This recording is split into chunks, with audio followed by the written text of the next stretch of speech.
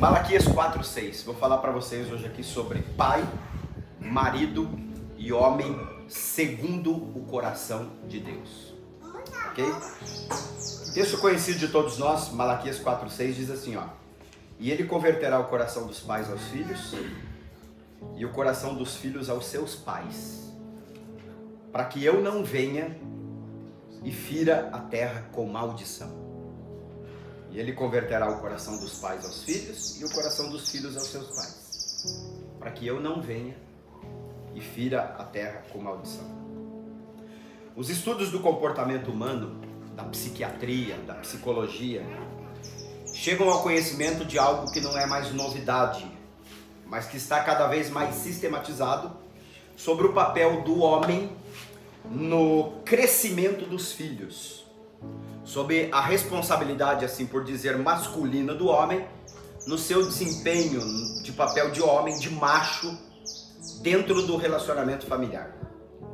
Nós estamos com certeza tendo grandes dificuldades, e eu acredito que até com a próxima geração, essa geração que nós estamos vivendo já é uma geração com extrema dificuldade, e nós vamos ter ainda maiores dificuldades na próxima geração. Essa é a minha compreensão. Se Deus me der vida para enxergar um pouco do que vai acontecer com a próxima geração, eu tenho certeza que nós vamos testemunhar, nós vamos ver grandes dificuldades no processo de amadurecimento dos jovens da próxima geração. Jovens que serão homens em 2030, 2035. Porque se os homens realmente têm um papel preponderante no crescimento dos filhos e no desempenho do lar, já pode-se presenciar grandes dificuldades, porque o que se observa hoje é uma grande ausência do papel masculino. Os homens, por alguma razão, por algum motivo, eles estão cada vez mais ausentes. Mas não é uma ausência apenas física, da própria necessidade do mundo urbanizado hoje, onde o pai, o marido, ele sai de casa às 6 horas da manhã para trabalhar, volta cansado às 8, 9 da noite, pouco vê os filhos. Não é só por essa razão, mas é uma ausência também tácita. Quer dizer, os homens estão cada vez mais ausentes do seu papel masculino no crescimento e no desenvolvimento do lar. E muitos dos problemas de violência urbana, de drogas e da própria homossexualidade, problemas que vão repercutir lá na frente em casamentos, é porque eles estão sendo estabelecidos já a partir de modelos doentes. Quer dizer, um filho que teve um modelo de pai doente jamais vai conseguir desempenhar o papel de marido quando ele se casar. Jamais. Então há uma preocupação bíblica sobre o pai. Ora, a Bíblia, sendo um livro que instrui sobre a vida, não poderia ficar de fora de um tema tão importante e tão preponderante como esse. Então a Bíblia, ela está cheia, ela está recheada de conselhos, de admoestações, de ensinos que dizem respeito principalmente aos homens no seu desempenho de pai, de homem, dentro da sociedade. Não apenas como modelos que devem ser vistos, observados, imitados, mas há, por exemplo, na Bíblia conselhos claros, límpidos, sobre como o marido deve se comportar dentro de casa. E aqueles aqui que têm o mínimo de vivência dentro de igreja evangélica já sabem, e vocês conhecem decorados textos, por exemplo, como Efésios 5, que Paulo diz como é que o marido deve cuidar da mulher, como é que ele deve se comportar, qual deve ser a intensidade do amor do marido pela esposa. E nós temos textos ainda na Bíblia que tratam, e eu não quero agora de manhã especificamente trabalhar esses textos, porque eu sinto que se a gente for ler esses textos e dizer o que a Bíblia está dizendo, nós vamos... Então hoje eu não vou falar para vocês dos princípios, mas eu quero dar alguns conselhos, algumas pistas, alguns caminhos, algumas setas, no sentido de nós termos um lar mais feliz. Porque a base da nossa vida está dentro da nossa casa, do nosso lar. Uma coisa que a gente precisa aprender: a igreja é o reflexo do que acontece dentro da nossa casa, e não o contrário. Tem gente que acha que a nossa casa é o reflexo do que acontece na igreja. Não. O que acontece dentro da casa de vocês é o que acontece aqui na igreja. Uma igreja briguenta, por exemplo, é porque os lares estão aos gritos, aos berros. Uma igreja, por exemplo, que não tem consagração de vida, as pessoas não fogem dos cultos de oração, fogem do compromisso, é porque tudo isso está sendo vivido dentro de casa. Entendeu? E isso está repercutindo aqui. Por isso nós, pastores, conseguimos diagnosticar o que acontece dentro da casa de vocês a partir do comportamento da sua família dentro da igreja. É olhar para a família dentro da igreja e você ver o que acontece dentro de casa. Um filho mal educado dentro de casa é mal educado dentro da igreja. Um filho que não se comporta dentro de casa, ele não sabe se comportar dentro da igreja. Então, quando a gente começa a observar essas coisas, a gente sabe exatamente o que está acontecendo dentro da casa de cada um. Então, hoje eu quero dar alguns conselhos a vocês, homens. Vou chamar isso aqui de um papo de homem, né? De homem para homem. Eu enumerei 10, notei aqui. Digamos que é o decálogo do bom marido, do bom pai. O decálogo, os 10 mandamentos, os 10 conselhos, as 10 pistas. Você chama do jeito que você quiser, tá bom? Primeiro, vamos lá. Eu quero que o meu relacionamento seja de palavras e de atos. Vamos repetir? Vamos lá. Palavras e atos. E atos. Eu preciso, todo homem precisa que o relacionamento dele seja de palavras e de atos. Todo homem deve desejar isso. Por quê? Porque existem homens que fazem, mas eles não falam. Por exemplo, ele é super cuidadoso com os filhos, mas ele não consegue dialogar. Ele não consegue conversar. E quando eu digo conversar, é uma conversa construtiva com seu filho. Pegar o seu filho e dizer, filho, vamos dar uma saída, não sei se tem um parque aqui, vamos sentar lá no gramado. E ter uma conversa com o filho de homem para homem. Saber o que se passa no coração dele, quais são as expectativas em relação ao futuro, quais são as frustrações, entendeu? Quais são os medos, quais são os traumas. Saber o que passa no coração do seu filho de verdade. Numa conversa franca, numa conversa de pai para filho, de homem para homem. Então, agora tem outros que falam, mas eles não conseguem fazer. Eles não conseguem se articular. O cara é bom na resenha, entendeu? Mas na prática ele não consegue transformar o discurso dele em prática. Então esse equilíbrio eu sinto que é importantíssimo no relacionamento do homem dentro de casa. E veja que eu já estou começando com um grande problema que nós temos dentro de casa, que é o problema do diálogo, que é o problema da fala, que é o problema de nos comunicarmos bem, porque a maioria dos homens tem dificuldade nessa área. Eu não sei, pastor Jéder, se faz parte da nossa cultura, do convívio masculino, mas nós temos uma dificuldade de nos abrir, de falar das coisas do nosso coração, de falar das coisas da nossa alma, de falar dos nossos medos, dos nossos traumas, dos nossos pecados, das nossas taras, das nossas manias, dos nossos vícios. A gente tem medo de falar, a gente tem medo de se abrir, a gente tem medo de pedir socorro, a gente tem medo de chegar pro pastor e dizer, pastor, ó, tem um problema nessa área aqui, ó. Pastor, eu não consigo me livrar da pornografia. Todas as vezes que eu estou na rua, passou uma mulher de saia na minha frente, eu não consigo ter um respeito, eu não consigo estar do lado de uma menina adolescente sem passar coisas pela minha cabeça terrível. A gente não consegue ter um diálogo, uma conversa nesse nível, de falar das coisas que estão permeando a nossa alma, o nosso inconsciente. A gente não consegue. E a gente acha que vai conseguir lidar com isso. Isso deixa a gente cheio de culpa, de frustração. Então nós precisamos dar esse passo a mais. O homem espiritual, ele precisa dar esse passo a mais. Você veja que a gente tem facilidade para falar de política, de futebol. Se eu pegar aqui quem gosta de futebol, eu garanto que você escala o teu time para mim aqui, diz até os reservas, entendeu? E até quem vocês estão pensando em contratar. O homem tem facilidade em falar dos problemas econômicos do país, entendeu? Todo mundo é especialista, não, porque o Lula isso, porque o Bolsonaro aquilo, porque isso, porque aquilo.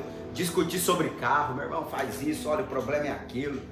Discute sobre esporte. Agora abrir o coração sobre as expectativas que está tendo, sobre as frustrações, sobre os problemas que ele enfrenta no dia a dia.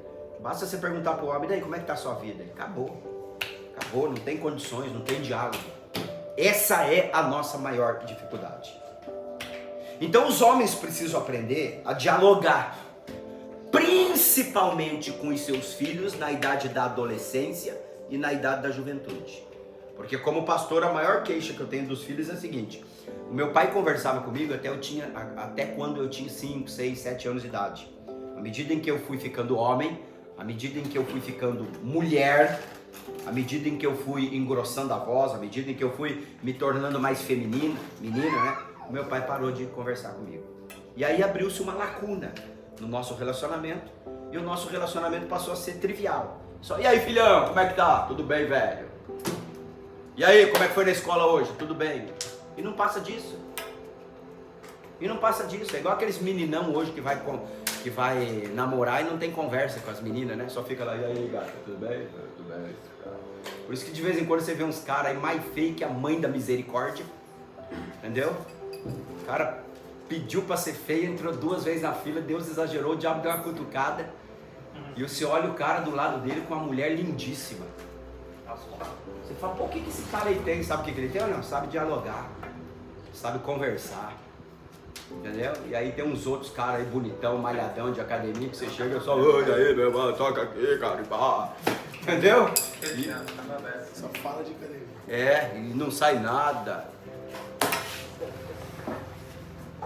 Então quando a gente olha para dentro do nosso lar, a gente vê a grande dificuldade que a gente tem. Por exemplo, vamos lá, qual foi a última vez que você colocou a tua família em torno da mesa ali para conversar com eles a respeito da sua casa, do seu lar, da espiritualidade deles? Se olhar para sua esposa, ei, meu amor, como é que você tá? Me diz para mim como é que tá a sua alma, quais são os sonhos que você tem, os projetos, as frustrações. Como é que você me vê como marido? É ruim, hein? Quando foi a última vez que você fez isso? Porque é esse o padrão bíblico que nós estamos falando aqui, de um homem que é homem, segundo o coração de Deus. Então um dos grandes problemas do homem é esse, principalmente com as mulheres também. Como é difícil o homem conversar com a mulher, sentar com uma conversa madura e construtiva com a esposa. Quer dizer, você tem ali do teu lado a pessoa que mais acredita em você, que mais torce por você, que todo mundo pode te abandonar, ela vai estar ali do teu lado. E muitas vezes o cara, ele abre o coração para um cara lá que ele nunca viu na frente, e para a pessoa que mais ama e mais quer o bem dele, ele não consegue dialogar, não consegue conversar. Mas eu sei que esse é um problema dos homens só de Curitiba. Os homens aqui de Dourados não tem esse problema. Mas o que acontece com a gente dentro do casamento? O tempo vai passando e o diálogo vai se tornando cada vez mais curto, mais monossilábico. É cheio de tá bom, sim, vou fazer, não vou fazer. E é só isso. E eu acho que nós precisamos aprender a conversar. Nós precisamos aprender a ser humanos. Nós homens precisamos aprender a abrir o coração. E eu acho que nós precisamos abrir o coração sem precisar colocar umas 6 cervejas na cabeça. Porque o único lugar que o homem abre o coração, sabe onde é que é? No boteco. O cara vai lá, ele toma uma cerveja, ele conta a vida dele pro outro. Ele fala das frustrações dele pro outro. Porque parece que o homem tem essa necessidade aqui, só depois de meia garrafa de uísque é que ele começa a conversar. E tá errado isso, gente. Será que a nossa natureza, a nossa índole precisa? Quer dizer, eu preciso encher o meu caneco de cachaça para poder conversar com alguém? Então o primeiro conselho que eu dou para os homens hoje é o seguinte: se você quiser viver acima da média, você precisa consertar essa área da sua vida. Você precisa mudar, tá? Porque isso não diz respeito só à sua casa, isso diz respeito a você. Você precisa mudar, porque senão mais cedo ou mais tarde você vai infartar. Uma das grandes causas de infarto, eu não sei se você sabe, é os homens conversam pouco. Sabia que os homens infartam muito mais que as mulheres, né? Ou seja, os homens colocam pouco das suas emoções para fora. Mulher, você já viu que é diferente, né? Mulher vai logo falando, mulher vai logo chorando, mulher vai logo se emocionando, né? Ela, na verdade, ela está o quê? Descarregando. E, em consequência disso, elas vivem mais. E a gente vai acumulando aquele negócio e o ponto de estresse vai aumentando E isso é terrível para nós, é terrível. Porque isso é assim, ó. Muitas doenças que você tem no corpo, o problema não é o corpo. O problema é que você não fala, você não bota para fora. A coisa fica dentro de você. É o que os psicólogos chamam de psicossomático. Daqui a pouco estoura como uma úlcera, é uma dor de cabeça, é uma insônia, é uma insegurança. Mas o problema não tem nada a ver com a insônia, com a insegurança. É que você está guardando isso dentro do seu coração. É por isso que a Bíblia diz assim, ó. Confessai as vossas culpas uns aos outros e vocês serão curados. Por quê? Porque quando a gente fala, o outro nos acolhe. Quando a gente fala, o outro pode se identificar também. Ele vai dizer assim, poxa, essas coisas que se permeiam a tua alma e o teu coração, permeiam a minha também. E aí é ali no relacionamento que a gente encontra a cura. Então o homem precisa aprender a dialogar, precisa aprender a falar. E eu acho que nesses encontros, pastor Jefferson, é uma boa oportunidade, né? Pra gente aprender a conversar, a falar, a dialogar. Vai brincar lá com o relógio. Ó. Varãozinho. Segundo, vamos pra frente. Sermos mais pródigos em elogios e econômicos na crítica. Vamos lá? Pródigos em elogios. Econômicos na crítica. Porque assim, ó, todo relacionamento tende-se a se desgastar. Relacionamento patrão e empregado se desgasta. Relacionamento igreja e pastor se desgasta. Relacionamento pastor e igreja se desgasta. Relacionamento vizinho de cima e vizinho de baixo se desgasta. Relacionamento pai e filho se desgasta. Relacionamento marido e mulher se desgasta. E no desgaste dos nossos relacionamentos, o grande mal é que os problemas e as dificuldades, na medida em que nós vamos nos relacionando, tornam-se cada vez mais nítidos. Tem uma frase do Milor Fernandes que diz assim, ó: como são admiráveis as pessoas que eu pouco conheço. Como são admiráveis as pessoas que eu pouco conheço. E é verdade, né? Agora as pessoas que eu muito conheço já não são tão admiráveis assim. Por quê? Porque à medida em que eu vou conhecendo essa pessoa, é óbvio, os defeitos dessa pessoa vão se tornando mais nítidos para mim. Mais nítidos. Então, por exemplo, eu venho aqui, vejo uma reunião de homens como esse aqui, eu falo, rapaz, pô, esses homens aqui, cara, devem ser tudo power, legendários. Mas aí, e você olha pra mim, mesma coisa, eu falo, poxa, que pastor legal esse daí, veio lá de Curitiba, tal, cara, gente boa. Mas daí você começa a conviver comigo, um dia, 2 dias, 1 semana, 3 semanas, e você olha e fala, rapaz, não é tão legal assim como eu imaginava, não. E a mesma coisa, eu olho pra vocês, começo a conviver com vocês, entendeu? E digo, pô, rapaz, esse cara aí não é tudo aquilo que eu pensei, não. Por quê? Porque à medida em que nós começarmos a nos relacionar mesmo, a gente vai começar a se deparar com as sombras uns dos outros, uns defeitos uns dos outros, entendeu? Agora imagina marido e mulher, que é a primeira pessoa que você vê todos os dias quando acorda e é a última que você vê quando você vai dormir. E alguns aqui há 25 anos, 30, tem alguém que tem mais de 30 aqui? Quanto?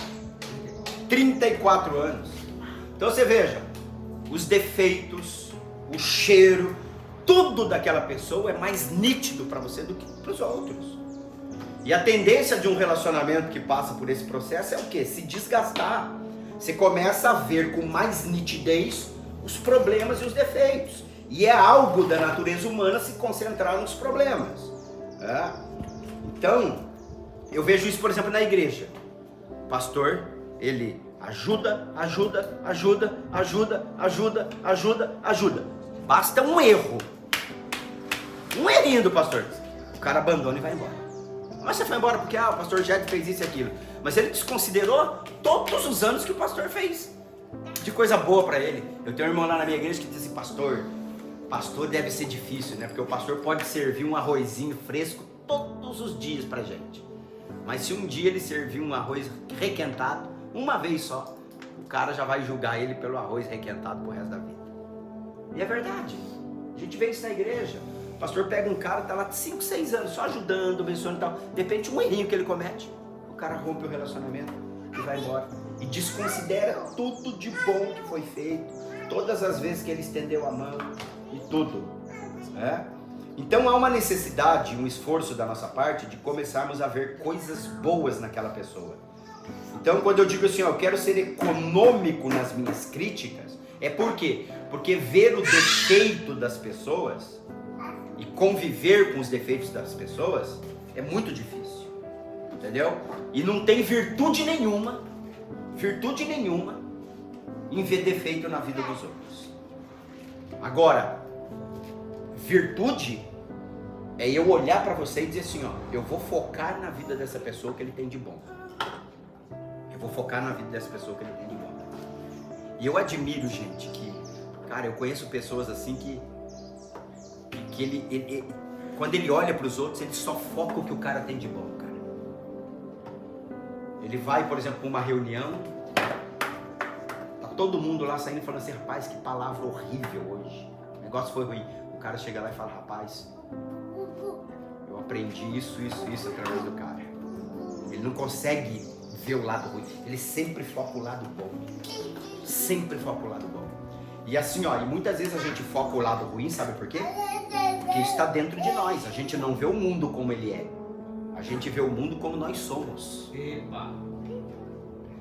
Eu não vejo a igreja como a igreja é. Eu vejo a igreja como eu sou. Entendeu? Muitas vezes o problema está dentro de mim. Eu chego aqui, olho, eu só vejo defeitos, sabe por quê? Porque eu sou assim, sou mal resolvido comigo mesmo. Não consigo ver nada de bom na vida de ninguém. Não consigo elogiar, porque o problema sou eu. Por que uma mesma pessoa, quando ela vê um problema, ela vê, olha uma coisa, tem gente que vê um problema e outro vê uma oportunidade. Por quê? Porque eu não vejo o mundo como ele é, eu vejo o mundo como eu sou. Entendeu? Quando eu olho para minha mulher, eu estou vendo a minha mulher como eu sou. Então, muitas vezes a gente está querendo mudar o outro, mas quem precisa mudar somos nós, é eu que preciso mudar para começar a ver virtude nas pessoas. Ver virtude. Porque você olhar para mim hoje aqui e falar assim, quem é que esse pastor aí está pensando que é? Eu vou achar um defeito nele. Você não vai achar um defeito em mim. Você vai achar um monte, né? Um monte, porque para achar defeito é fácil. E eu também não estou querendo aqui esconder e nem escamotear os meus defeitos.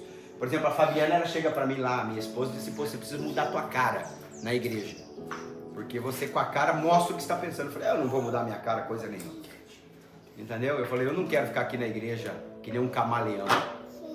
As pessoas têm que gostar de mim exatamente do jeito que eu sou. Porque eu me propus já isso, desde que eu sou pastor, a amar as pessoas do jeito que as pessoas são. E eu, todas as vezes que eu vou atender uma pessoa no meu escritório que pecou, que tem um problema, a primeira coisa que eu digo para a pessoa é assim, ó, eu não vou mudar o que eu penso ao teu respeito por causa do erro que você cometeu. Eu não mudo o que eu penso ao teu respeito, os projetos que eu tenho com você, por causa de um erro que você cometeu. Seja qual for o pecado, seja qual for o erro. Por quê? Porque eu preciso focar nas pessoas o que elas têm de melhor. Então, ver defeito, criticar a igreja, esposa, não precisa ser muito inteligente. Basta você estar aqui. Agora, para a gente ver o que a pessoa tem do lado de bom, eu preciso ser uma pessoa virtuosa para enxergar o que o outro tem de bonito. Por isso que todas as vezes que eu falo isso, eu me lembro daquele ladrão da cruz, que para mim é um dos grandes heróis da Bíblia, um dos personagens mais fascinantes. Porque nós temos dois caras ali morrendo ao lado de Jesus. E o primeiro ladrão, aquele que a gente chama de mau ladrão, né? Olha para Jesus e diz, pô, se tu és realmente o Cristo, o Messias, salva-te a ti mesmo e salva nós aqui também. E o outro olha para o cara e fala, cara, você não sabe o que você está falando. Nós estamos aqui pagando por um crime que nós cometemos, mas esse aí nenhum mal fez. E aí ele olha para Jesus e diz assim, ó, Senhor, lembra-te de mim quando entrares no teu reino. E por que me chama a atenção isso? Porque Isaías, o profeta Isaías, quando ele fala da cena da cruz, ele diz que Jesus estava cheio de hematomas e que nenhuma beleza havia nele. Pô, o cara tinha levado 39 chibatadas. Você sabe o que é essas 39 chibatadas? Chicote naquele tempo ele tinha aço. Dizem que a dor era semelhante a você pegar um ferro derretido e jogar na pele da pessoa. Ele estava esfacelado, ele tinha sido esbofeteado, ele estava cheio de hematomas, ele estava desfigurado, nu na cruz. E o cara olha e ele consegue olhar para um ser humano esbagaçado daquele e ver nele um rei. Lembra-te de mim quando entrares no teu reino. Hoje mesmo tu estarás comigo no paraíso. Porque só uma pessoa que tem virtude consegue, no momento como esse, olhar e ver o que é bom, né? Ver virtude na outra pessoa. Então você olhar para sua mulher e ver nela uma encrenca, uma dificuldade, não existe virtude nenhuma nisso. Virtude existe você olhar para tua mulher e enxergar nela uma princesa, uma rainha, um amor. Aí sim existe virtude. Então tem homens, por exemplo, que não conseguem falar para a mulher uma palavra doce, não conseguem ser bons, só conseguem ver coisas ruins, só conseguem enxergar os defeitos da mulher, só conseguem jogar a mulher para baixo. Então, amigo, em nome de Jesus, seja alguém que assume o compromisso de olhar para a pessoa que bem ou mal está do teu lado todos os dias e ver o que ela tem de bom, o que ela tem de melhor. Porque assim, eu já fiz esse teste em vários aconselhamentos. Quando o casal vem se aconselhar comigo, é sempre assim, eles sentam e aí... Porque ele, pastor, porque ele, e do outro lado também, mas pastor, porque ela, eu falo, para aí, pego 2 folhas de papel em branco, dou uma para cada um. Eu falo, você vai escrever aqui para mim 10 defeitos da sua esposa, nesse papel, meu amigo, é assim, 10 defeitos, 1, 2, 3, 10, escreva 10 defeitos do marido, é rapidinho.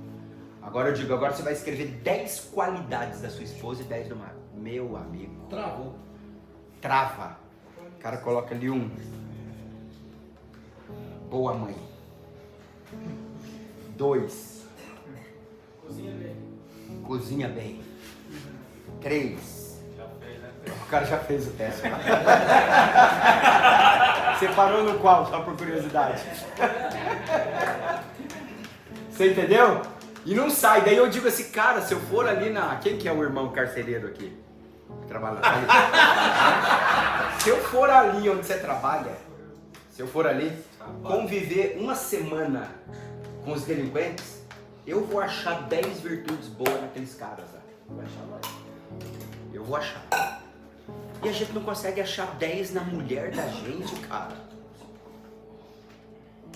Tem alguma coisa de errado aí. Tem alguma coisa de errado. Não é possível que um ser humano não tenha 10 coisas boas. Então a segunda coisa é assim, seja pródigo, seja farto, seja abundante em elogios e muito econômico em críticas. Não se canse de dizer para sua esposa, muito obrigado. Não se canse de dizer para ela assim, olha, eu me sinto honrado de ter você como minha mulher, como minha esposa. Expresse os teus sentimentos para as mulheres, porque elas precisam disso. Terceiro, adote a seguinte regra como estilo de vida para você. Trate-me amanhã como eu tratei a minha mulher hoje. Simples, né? Trate-me amanhã como eu tratei a minha mulher hoje. Em outras palavras, não seja em relação à sua mulher mais ríspido do que você gostaria que as pessoas fossem com você. Porque eu acho isso interessante nos nossos mecanismos humanos. O homem, ele diz assim, eu não levo desaforo para casa. Eu não levo. Comigo é assim, escreveu, não leu, pau comeu. Porque eu mato a cobra e mostro a cobra. Aí ele chega em casa e ele quer que a mulher fique com os desaforos dela dentro de casa. Quer dizer, eu não admito que me tratem mal, mas eu dentro de casa trato mal. Dentro de casa comigo é na pancada, é só palavra de grosseria. E aí nós temos aqui uma regra de convívio humano. Então uma das coisas mais bonitas no casamento deve ser esse assim, como é que eu gostaria que alguém me tratasse? Assim eu vou tratar. Conhece aquela história do cara que detestava a sogra? O cara detestava a sogra. Fica aqui pra não te incomodar. E ele falou, cara, eu não aguento mais essa velha. Preciso acabar com ela.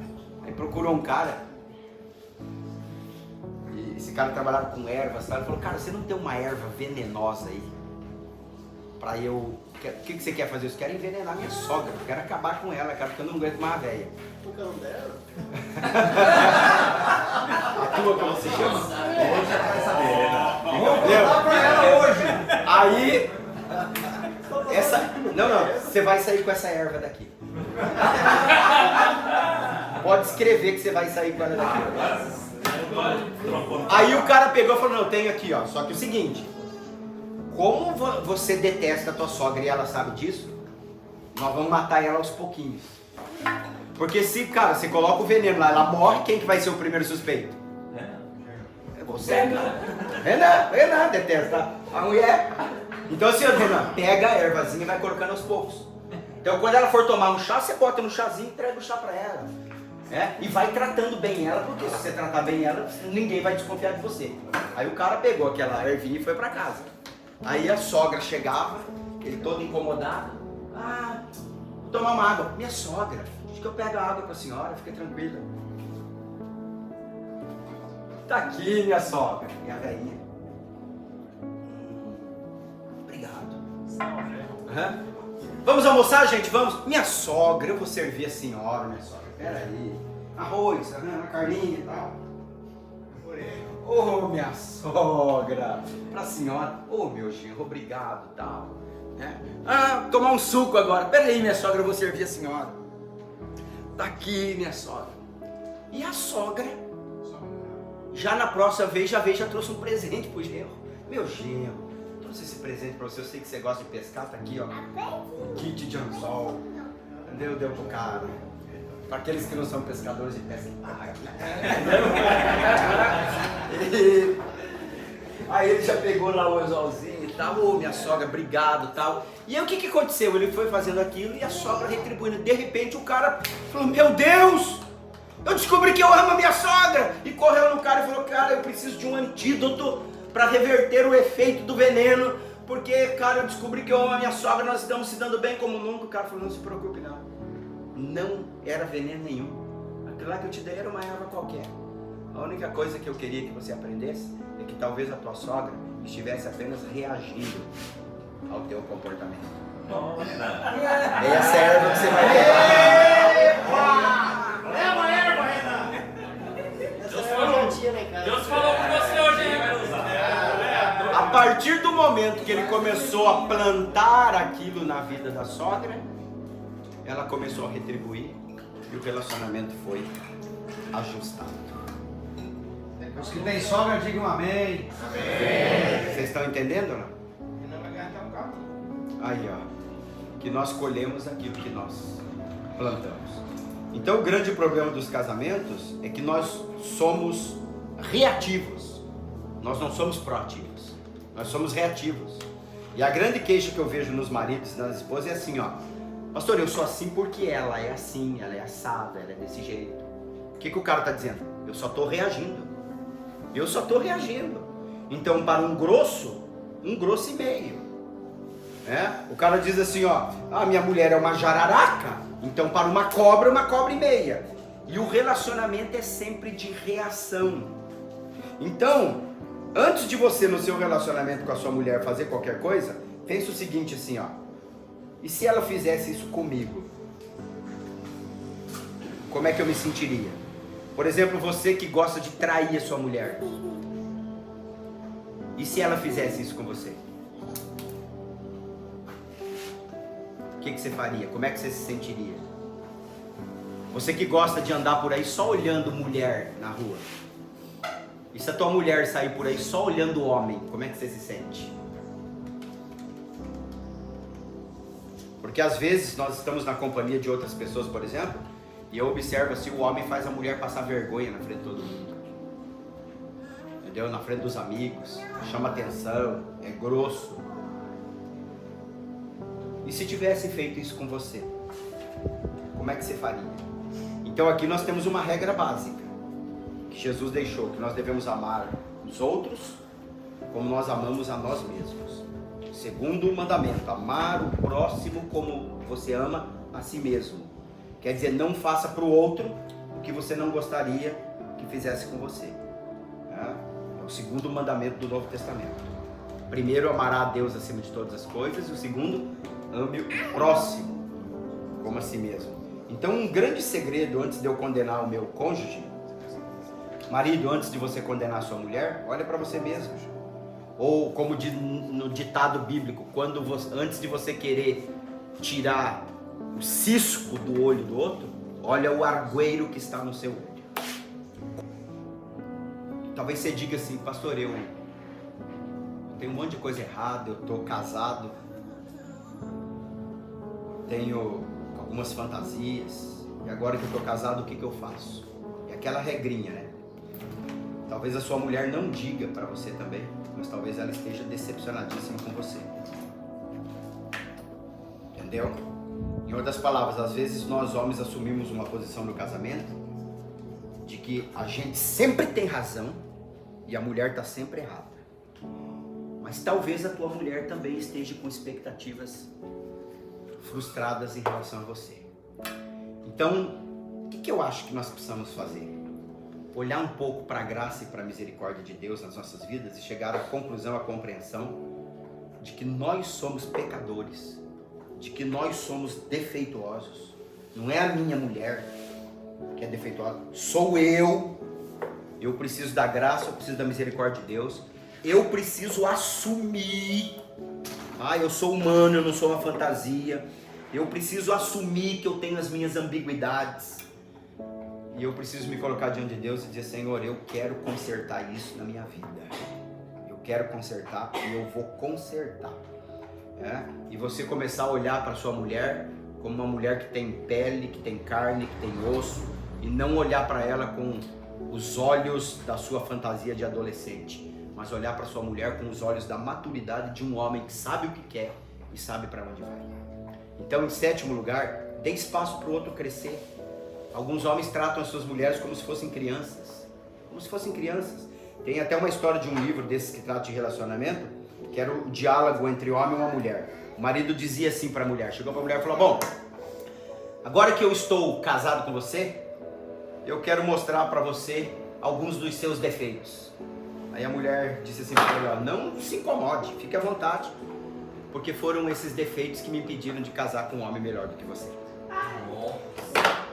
Ou como aquele homem que chegou no seu carrão, empresário, encostou no posto de gasolina, o frentista veio abastecer e ele foi lá dentro pagar. Quando ele olha a mulher dele no maior papo, o frentista.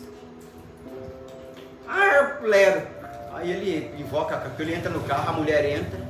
Diz, você escuta quem era esse frentista que estava tendo papo? É um ex-namorado meu. Aí o cara se enche e falou, viu? Se você tivesse casado com ele, você estaria casado com um frentista. Mas você casou com um empresário bem-sucedido. Aí ele falou, não, é o contrário. Se eu tivesse casado com ele, ele seria o empresário bem-sucedido e você o frentista. Quer dizer, tem homem que trata a sua mulher como criança, né? As opiniões dela, o posicionamento dela. Sabe qual é o resultado disso? As mulheres vão procurar alguém que as ouça, que as respeite e que as admire. Porque é um engano nós acreditarmos que a questão da infidelidade é só unilateral. São só os homens que traem. Não é verdade. As mulheres muitas vezes são seduzidas não porque são ruins, não porque são safadas, não porque são pecadoras, não porque são promíscuas. Elas são seduzidas porque alguém as valorizou. Porque alguém diz, poxa, que legal, que interessante isso que você falou. Repete aí pra mim. Eu quero conhecer mais essa sua ideia aqui. Porque assim, em casa é só pau. Em casa é só paulada. Aí um dia ela bota uma roupa bonita, chega no trabalho, o gerente olha e fala, poxa, que roupa bonita. Aí ela vai no cabeleireiro, chega no trabalho, o gerente olha e fala, cortou o cabelo. Pintou também. Sim. E o marido em casa, só aqui, ó. Netflix. Entendeu? Ou no PS Park.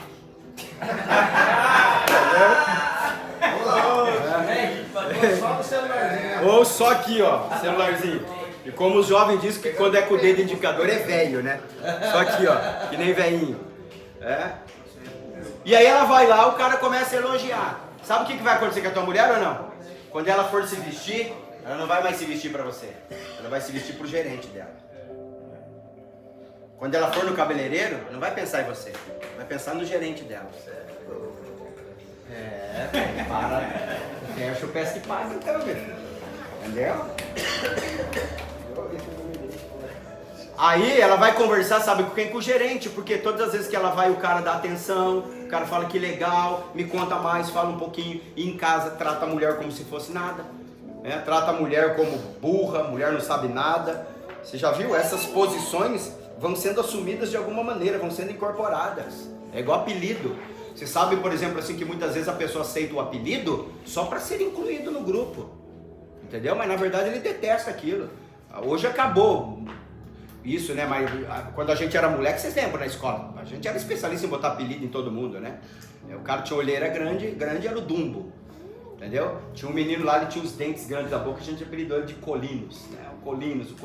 Chegou um dia que ele não aguentou mais aquilo. Ele falou: "Ei, gente, parem de ser chato. Eu não aguento mais." E muitas vezes a pessoa aceita o apelido só para ser inserido no grupo. Porque Colinos o pessoal não sabe. Ela não sabe, né? Era uma pasta dentro. Agora virou Sorriso, né? Era uma pasta de dente. Agora, imagine as mulheres que aprendem desde criança assim, ó. Mulher não sabe dirigir, mulher é burra, entendeu? Aprende desde criança que mulher não tem a capacidade de liderar nada, todo mundo dizendo isso. Chega uma hora que a pessoa fala: "Ei, para, cara." Eu um dia, olha que coisa, a Maria Eduarda, pequenininha, comigo, no carro, e eu dirigindo. De repente uma pessoa me deu uma fechada. O cara me deu uma fechada, pum, eu falei: "Mas o que é isso?" Ela olhou e falou assim: "Pai, vê se não é mulher dirigindo." E eu olhei e falei: peraí, sou eu que estou ensinando isso para minha filha? Sou eu? Será que sou eu que estou ensinando isso para minha filha? Desde cedo? Ou aquele menininho que chegou para a mãe e disse assim: "Mãe, por que todas as vezes que o papai dirige, os idiotas vêm na direção dele?" Aí fica imaginando o menininho ali na cadeirinha e o pai. Sinal abre, o cara não sai, não arranca. Idiota! Aí o outro buzina: "Idiota!" Aí o outro faz aquilo: "Idiota!" Aí o menininho: "Por que os idiotas vêm sempre na direção do pai?" Agora, irmãos, imagine isso dentro de casa. Vamos projetar isso para dentro de casa. Todas as vezes que a mulher vai falar: "Cala a boca, você não sabe de nada, você não sabe das coisas." Entendeu? Cara, chega uma hora que a mulher ela não fala, mas ela vai murchando, ela vai murchando. Você sabe que homem não gosta de perder o argumento, né?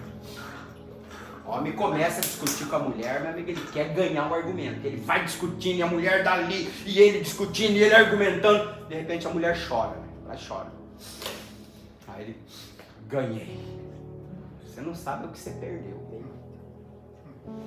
É igual a história daquele cara. O cara não. Todas as vezes que ele discutia com a mulher, cara, ele queria ganhar argumento. E a mulher também sabe instigar o homem, né? E o cara, ele tinha um apelido quando ele era criança. O cara chamasse ele pelo apelido, ele virava o crime. E todas as vezes que ele discutia, o homem não queria perder o argumento, a mulher chamava, ele era pioento. Seu pioento, o cara virava giraia. E aí um dia, eles foram no pesca-tag. Essa ficou. Estavam pescando lá e começou a discussão. E um não quer perder a discussão pro outro, e um quer perder a discussão pro outro. E lá pelas tantas o cara já estava ganhando no argumento. A mulher falou: "Seu pioento!" Quando falou isso, ela não sabia nadar, ele jogou ela do lado. Jogou no lado e falou: "Agora me chama de pioento." Pois a Mardita levantou a mão lá dentro e fez isso aqui, ó.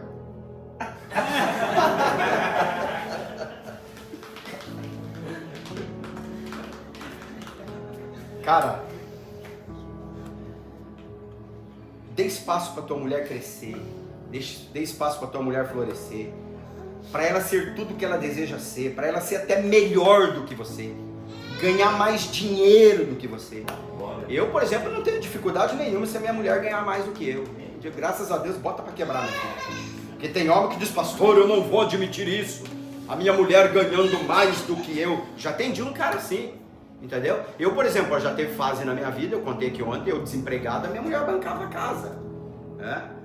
Entendeu? É os dois, é uma só carne. Agora eu quero que a minha mulher cresça, floresça, que ela seja melhor do que eu, e eu vou dar o máximo para que a minha mulher se desenvolva. Você tem que fazer isso com a sua mulher. 8º, queira mudar. Saiba que você não é o maridão perfeito. Pare de se justificar, pare de ficar dizendo o porquê de todas as suas ações. As pessoas, quando erram, a tendência mais comum é a gente querer projetar no outro o nosso erro, para a gente disfarçar o nosso erro com o erro alheio. E o cristianismo é um chamado para o arrependimento. O texto que eu li para vocês diz assim, ó: e ele converterá o coração dos pais aos filhos. Então queira mudar, queira ser diferente, para de justificar. Porque a grande mensagem do evangelho para todas as pessoas é o seguinte: quando nós pararmos de nos justificar diante de Deus, quando nós pararmos de buscar álibis, quando nós pararmos de buscar arrazoamentos para aquilo que nós fazemos, e nós nos quebrantarmos diante de Deus, dizer assim: Deus, eu já não tenho mais cartas na manga, eu já não tenho truques para mostrar, eu não quero mais me justificar, eu sou falho, eu sou pecador, o erro está em mim. Quando você diz isso, a Bíblia Sagrada diz que você alcança misericórdia. É nessa hora que você alcança misericórdia. Então o segredo de um casamento é isso, em relação à sua mulher, em relação aos seus filhos. Pare de se justificar. Pare de dizer, é o gen, é a herança familiar. Não, pastor, eu faço isso porque eu sou pecador, eu sou falho, eu preciso melhorar nessa área. O evangelho é um chamamento para você se arrepender, para você pedir socorro a Deus, dizer: Deus, me ajuda, eu quero mudar. 9, nunca pense que você vai conseguir mudar sua mulher por pressão. É óbvio que isso não funciona no nível do consciente, é no inconsciente. O homem às vezes pensa assim, eu vou tornar a vida dela intolerável, eu quero ver se ela muda ou não muda, quero ver se ela quebra ou não quebra. Ninguém muda por pressão. Ninguém muda o outro na força, a gente muda por reflexão, a gente muda por convencimento, as pessoas mudam por amor. A Bíblia diz assim, ou despreza as tuas riquezas da sua benignidade, a paciência e a longanimidade, sabendo, ó homem, que é a bondade de Deus que leva o homem ao arrependimento. Deus não quer que ninguém se converta na base do medo, Deus não quer esse tipo de conversão. Eu vou aterrorizar a vida da fulana até ela mudar. Ela não vai mudar, ela não vai mudar. E não é isso que Deus quer. Esse não é o sistema de quem ama. Então se você está insatisfeito com o comportamento da sua mulher, não pense assim, eu vou azucrinar a vida da minha mulher até ela se render aos meus pés, porque vai acontecer o contrário. Toda ação provoca uma reação igual no sentido contrário. Força gera força, violência gera violência, ódio gera ódio. Se você falar, eu vou gritar, vai ter grito do outro lado também. Então deixa eu dizer um segredo a respeito das mulheres. As mulheres são mais facilmente conduzidas por uma linha de seda do que por uma corrente. E em último lugar, lembre-se que há uma lei, dessa lei ninguém foge. Tudo que se planta, aqui se colhe. Não pense que plantando desprezo você vai colher carinho. Não pense que plantando intolerância você vai colher compreensão. Não pense isso, porque você não vai colher. Se você quer carinho, plante carinho. Se você quer compreensão, plante compreensão. Se você quer diálogo, plante diálogo. Essa é uma lei inexorável. Ninguém foge dela, ninguém. Aquilo que o homem plantar, certamente ele vai colher. Nós colhemos aquilo que nós plantamos. E aí eu termino dizendo para você o seguinte: o que você tem plantado? Nada. Então é por isso que você está colhendo nada. Ninguém tira da onde não plantou. Isso é uma lei tão óbvia, tão óbvia, tão óbvia, tão óbvia, tão óbvia, tão óbvia. Então, gente, vamos ser plantadores de carinho, de amor, de compreensão. Vamos plantar na vida das nossas esposas aquilo que nós queremos colher. Agora deixa eu dizer para vocês assim, apesar de tudo isso que eu disse aqui, tá muito difícil ser homem hoje, pastor. Tá muito difícil. Olha os dados que eu levantei. O programa da BBC, In the Mind, é um um programa onde eles discutem saúde mental com os maiores especialistas do mundo. São especialistas, professores, pesquisadores, pacientes. Pesquisas feitas em 4 nações chegaram à seguinte conclusão: o grande assassino de homens com menos de 45 anos hoje é o suicídio. O grande assassino de homens hoje com menos de 45 anos é o suicídio. O número de homens com menos de 45 anos que tem se suicidado hoje é alarmante. Mais de 40% dos homens sofrem em silêncio porque não compartilham sentimentos. 86% das pessoas que não conseguem dormir bem são homens. 42% dos homens sentem-se sob pressão de serem os provedores da casa. Homens têm 3 vezes mais chances de se tornarem dependentes do álcool. 800 mil homens são vítimas de violência doméstica cada ano. Você sabia disso? Temos que criar a lei João da Penha também. 1 a cada 8 homens não possui amigos próximos. Hoje, se você está aqui numa comunidade de irmãos, valorize isso. Apenas 4% das vítimas masculinas de abuso sexual fazem denúncia na polícia. 4%. Vocês não têm ideia da quantidade de meninos que são abusados sexualmente. Tá muito difícil ser homem hoje. Muito difícil. Mas não para nós que servimos a Cristo Jesus, o nosso Senhor. Amém. Homem segundo o coração de Deus, marido segundo o coração de Deus, pai segundo o coração de Deus, para a gente poder influenciar essa sociedade. Influenciar essa sociedade. Então, na verdade, vocês estão aqui nessa reunião, mas isso aqui é um chamamento do próprio Jesus a cada um de vocês. O que Jesus está dizendo aqui através dessa ação, pastor, é assim, ó. Se você, cara, for um homem de verdade, você vai poder transformar a vida de muitos homens. Estou colocando, varãozinho, sobre a tua responsabilidade. A vida de muitos homens. Se você for um homem referencial, você vai poder mudar a vida de muitos homens. Você vai crescer, vai ser um grande homem. Você vai resolver algumas coisas que estão dentro do seu coração. Entendeu? Você tem tudo para ser uma grande bênção na sua família. Padrão de verdade.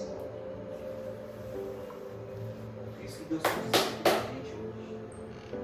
Entendeu? A cura que precisa acontecer dentro da sua casa. Entendeu? Tem que acontecer primeiro dentro do seu coração. Se você for um homem realmente segundo o coração de Deus, toda a sua casa será transformada. Esse é o propósito de Deus, porque muitas vezes a gente está numa reunião como essa daqui, ó, e a gente acha que é por acaso. Nós não estamos aqui por acaso, não, gente. Nós não estamos aqui por acaso.